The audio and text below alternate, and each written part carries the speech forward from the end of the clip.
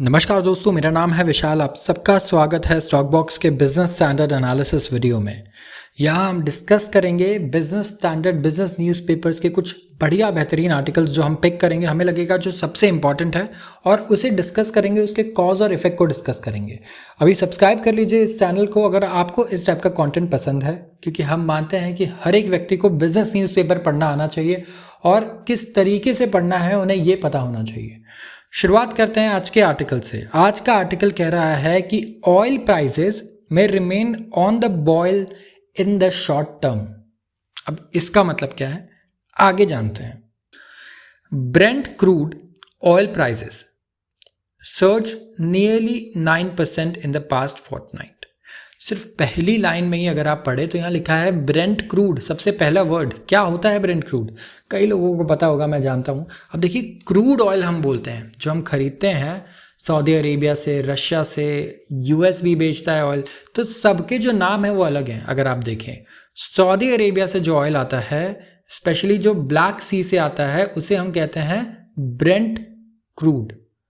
तो ये Brent crude है। दूसरा एक बहुत ही फेमस इंडेक्स है जिसे हम कहते हैं WTI क्रूड, उसका फुल फॉर्म है वेस्ट टेक्सास इंटरमीडिएट। ये जो क्रूड ऑयल है ये वो है जो यूएस बेचता है। तो अमेरिका से जो ऑयल आ रहा है उसे WTI क्रूड कहते हैं, और जो सऊदी अरेबिया और ब्लैक सी से जो आ रहा है उसे हम कहते हैं ब्रेंट क्रूड।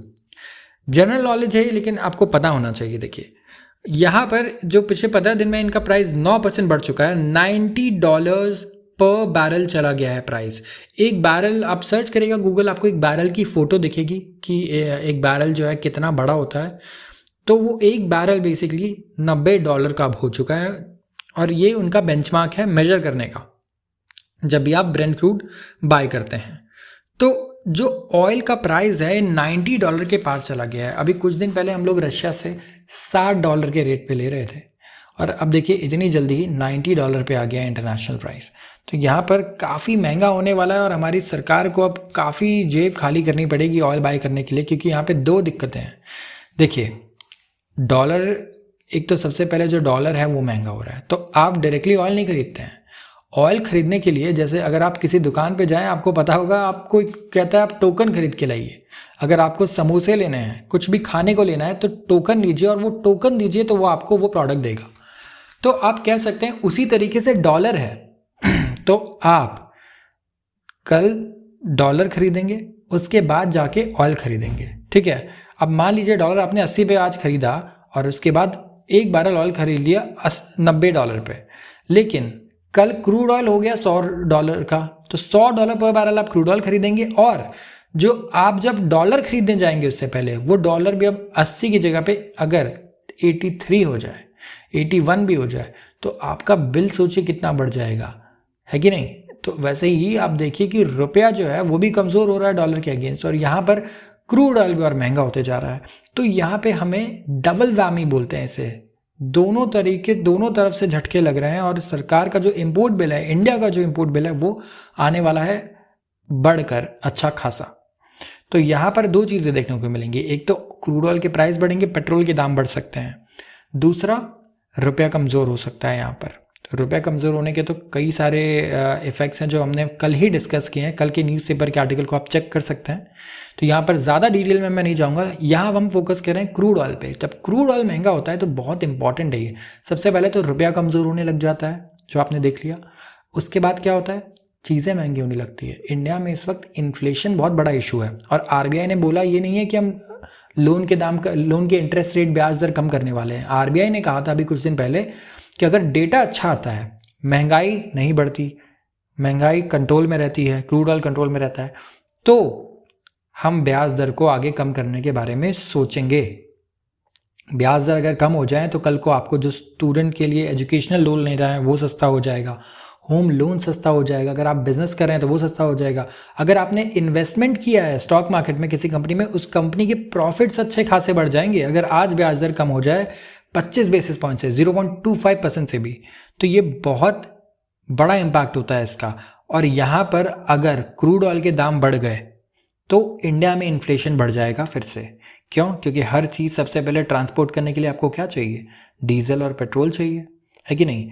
जब आप प्रोसेस करते हैं, जब भी कोई चीज़ बनती है तो उसके लिए एनर्जी चाहिए होती है, तो वो क्रूड ऐसा प्रोडक्ट है जो आप कह सकते हैं आधे से ज़्यादा चीज़ों में यूज़ होता है। आपके घर में आपको पेंट करवाना है, उसमें भी क्रूड यूज़ होगा।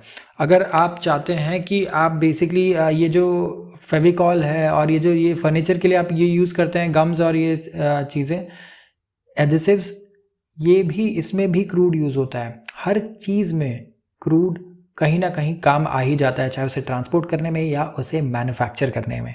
बहुत ही इम्पॉर्टेंट आप कह सकते हैं कि रॉ मटेरियल होता है। तो यहाँ पे हर चीज़ महंगी होनी स्टार्ट हो जाती है अगर क्रूड ऑयल का दाम बढ़ जाए। तो यहाँ पर अगर ये बढ़ गया तो आरबीआई को इंटरेस्ट रेट हो सकता है बढ़ाने पड़े या फिर आगे भी वो ना घटाए, जो कि बहुत बड़ा इशू बन जाएगा। हमारी कंपनीज आप देखें, अगर इस साल जो हमारी स्टॉक मार्केट में जितने भी लिस्टेड कंपनी हैं उनको सबसे बड़ा जो खर्चा आ रहा है, दिक्कत ये हो रही है कि उनके सेल्स तो बढ़ रहे हैं लेकिन इंटरेस्ट रेट कम नहीं हो रहा। तो जो लोन जो लिया था इन्होंने वो बड़ा महंगा हो गया उसका इंटरेस्ट, और वो कम नहीं हो रहा, जिसकी वजह से इनके प्रॉफिट जो है उतने नहीं आ पा रहे हैं जितने एस्टिमेट से। तो एक बहुत बड़ी प्रॉब्लम जो है, जो तलवार लटक रही है, ये फिर से आ जाएगी। तो यहाँ पर इशू ये है। चलिए थोड़ा सा आर्टिकल में इन डेप्थ जाते हैं। ऑयल ने ब्रीच किया $90 का मार्क। ठीक है, अभी हमने इसका इम्पैक्ट पढ़ लिया है, समझ लिया है कि क्या इम्पैक्ट होगा बढ़ने से, लेकिन बढ़ क्यों रहा है भाई? अब इस पर आते हैं, क्रूड ऑयल के दाम क्यों बढ़ रहे हैं। देखिए यहाँ पर दो मेजर कंट्रीज़ की बात करेंगे, रशिया और सऊदी अरेबिया। सऊदी अरेबिया तो देखिए दुनिया का सबसे बड़े एक्सपोर्टर्स में से, प्रोड्यूसर्स में से एक है।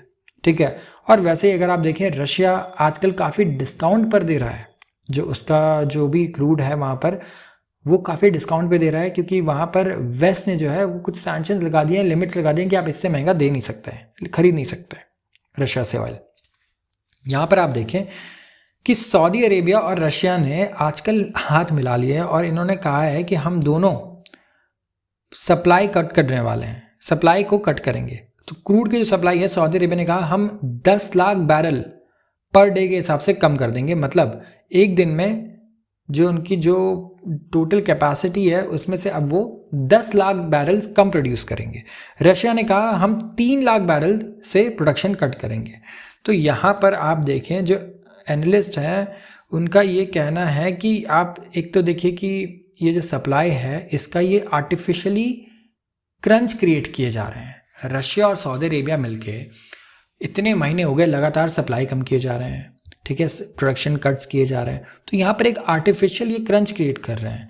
और दिक्कत ये कि अगर किसी दिन चाइना का डेटा ज़रा सा भी अच्छा आ गया, कोई भी एक डेटा, उस दिन ये तुरंत 100 के पार चला जाएगा, क्योंकि देखिए सप्लाई तो इतना इन्होंने क्रंच क्रिएट कर दिया है।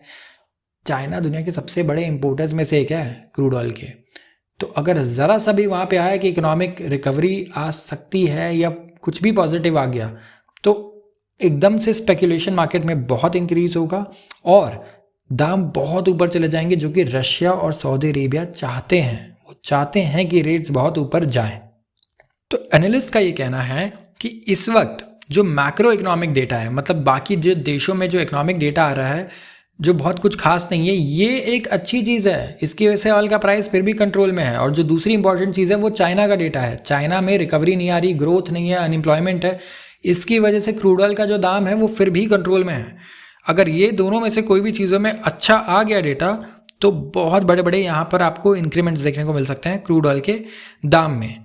आप देखिए जो ग्लोबल प्रोडक्शन है क्रूड ऑयल का 2022 में था 93.9 मिलियन पर बैरल्स पर डे। एक दिन में 93.9 मिलियन बैरल्स था। ये जो इंटरनेशनल एनर्जी एजेंसी है उन्होंने प्रोजेक्ट किया है कि जो ग्लोबल ऑयल डिमांड है वो बढ़ेगा 1.5 मिलियन बैरल्स पर डे और ये हो जाएगा 101.5 मिलियन बैरल्स पर डे 2023 में। तो यहाँ पर इंक्रीमेंट देखने को मिलेगी। तो यहाँ पर देखिए जो डेटा अच्छा आ भी रहा है, अगर आप कंपेयर करें तो यूएस एक ऐसी जगह है जो आउट परफॉर्म कर रही है। इकोनॉमिक डेटा वहाँ पर अच्छा आ रहा है, और जबकि प्रेडिक्शन वहाँ की जो इकोनॉमिक डेटा की थी बहुत ख़राब थी। आप कब से पढ़ रहे हैं कि रिसेशन आने वाला है, मंदी आने वाली है, इसमें कितना वक्त हो गया ये बढ़ते हुए, और उल्टा हो रहा है, डेटा और पॉजिटिव आ जा रहा है। एनालिस्ट सारे ही शॉक्ड हैं, इकोनॉमिस्ट भी शॉक्ड हैं। तो ये भी एक रीज़न है, कंट्रीब्यूटर है कि ऑयल के जो प्राइजेस हैं ये यहाँ तक आ चुके हैं। तो जो दो इंपॉर्टेंट मेट्रिक हैं जिस पर सबको ध्यान रखना है ऑयल प्राइस के लिए, वो क्या क्या है इस वक्त। सबसे पहले कि रशिया और सऊदी अरेबिया कब तक मिलकर प्रोडक्शन को कट करते रहेंगे, हमें ये देखना है, ठीक है। क्योंकि इनको क्या लग रहा है, अब सर्दियाँ आने वाली हैं, जब सर्दियाँ आती है तो एनर्जी कंजम्पशन बढ़ता है। देखिए, क्योंकि लोग हीटर यूज़ करते हैं ज़्यादा, ठीक है, एनर्जी ज़्यादा यूज़ करते हैं, कार्स में भी हीटर्स यूज़ करते हैं, क्योंकि देखिए गर्मी बाहर बढ़ती नहीं है ज़्यादा यूरोपियन कंट्रीज़ में, लेकिन सर्दी तो इनटॉलरेबल है, इतनी ज़्यादा माइनस में टेम्परेचर्स होता है, तो वो एक नेसेसिटी है। तो वो ये टेस्ट कर रहे हैं कि अगर वो प्रोडक्शन कट करते रहें तो हो सकता है विंटर में वहाँ पे स्कैरसिटी हो जाए या फिर अच्छा खासा स्पाइक आ जाए ऑयल के प्राइस में। तो वो ये चाहते हैं कि ऐसा हो, ठीक है। तो एक तो ये चीज़ हो गई। दूसरा चाइना का फैक्टर है। अगर जो चाइना का डेटा है वो ऐसा ही आता रहा जो इस वक्त इतना बेकार डेटा आ रहा है, तो देखिए ज़्यादा हो सकता है कि कंट्रोल में रहे, ठीक है। लेकिन अगर यहाँ पे कुछ भी अनएक्सपेक्टेड होता है तो आप मान लीजिए इंडिया जैसी कंट्रीज़ और डेवलपिंग कंट्रीज़ है स्पेशली, जो उनको दिक्कत होने वाली है। वहाँ पे क्रूड ऑयल के दाम अगर फिर से $110-120 पर बैरल जाते हैं तो हमें पेट्रोल के दाम वापस 110 पर देखने को मिलेंगे। और इम्पॉर्टेंट क्या, अब इलेक्शंस आ रहे हैं, गवर्नमेंट इलेक्शन से पहले सबसे बड़ा चैलेंज ही होगा। आप सोचिए ऑपोजिशन को कितना बड़ा मुद्दा मिल सकता है अगर आपके इलेक्शन के वक्त पेट्रोल 110 रुपये चला जाए, है कि नहीं। तो हमें देखना होगा कि किस तरीके से हमारी सरकार ये हैंडल करती है, क्योंकि ये सरकार की जेब पर नहीं, हमारी जेब पर ही आने वाला है, ठीक है। अगर पेट्रोल महंगा होता है, चीज़ें महंगी होती हैं, और सरकार भी ये नहीं चाहती, ठीक है, कि इन्फ्लेशन बहुत ज़्यादा बढ़ जाए, क्योंकि देश तभी अभी ग्रो करेगा ज़्यादा जब हम इंटरेस्ट रेट को कम करेंगे, इंटरेस्ट लोन को सस्ते करेंगे, ताकि कंपनीज और ज़्यादा कैपिटल ले पाएंगी, रेस कर पाएंगी। बड़े प्रोजेक्ट्स जो हैं वो लोन पे चल रहे हैं, सारा काम लोन पे होता है।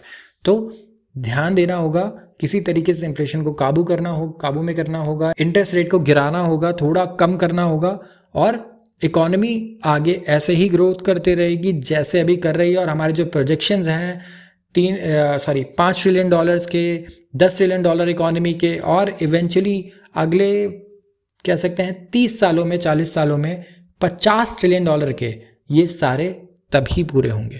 तो आज के लिए बस इतना ही। अब बहुत सारे हम नई चीज़ें लाने वाले हैं, तो काफ़ी सारे अच्छे रिकमेंडेशंस आए हैं हमारे पास कि हम थोड़ा ओवरले चेंज करें, अलग तरीके से वीडियोस बनाएं, तो हम बिल्कुल करने वाले हैं। आपको बिल्कुल टेंशन लेने की ज़रूरत नहीं है। कल से शायद या परसों से आपको कुछ थोड़े चेंजेस दिखेंगे, तो आप हमें ज़रूर कमेंट सेक्शन में बताइएगा कि आपको ये कैसे लग रहे हैं। हम कंटेंट भी इंक्रीज़ करेंगे और बताने का जो तरीका है उसे और बेटर करने की कोशिश करेंगे। तो इसी तरीके से फीडबैक देते रहिए, रिकमेंडेशंस देते रहिए। आपका बहुत बहुत धन्यवाद। कल फिर मिलते हैं हम लोग और कल फिर डिस्कस करेंगे कुछ इम्पॉर्टेंट टॉपिक्स। धन्यवाद।